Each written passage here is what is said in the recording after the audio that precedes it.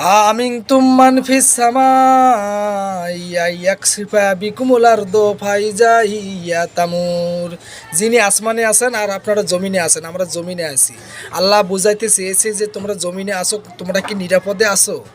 আমি চাইলে এই পৃথিবীকে ধ্বংস করে দিতে পারি কয়েক নেড়ু সেকেন্ডের ভিতরে। তোমরা বুঝো না? এই এই যে আজকে ভূমিকম্পটা হলো শুক্রবারে, এই শুক্রবারে একদিন দুনিয়াটা আল্লাহ ধ্বংস করবে। আল্লাহ সাবধান করে দিল, নারী পুরুষ অবৈধ মিলামেশা এবং সুদ ঘুষে ভরে গেছে।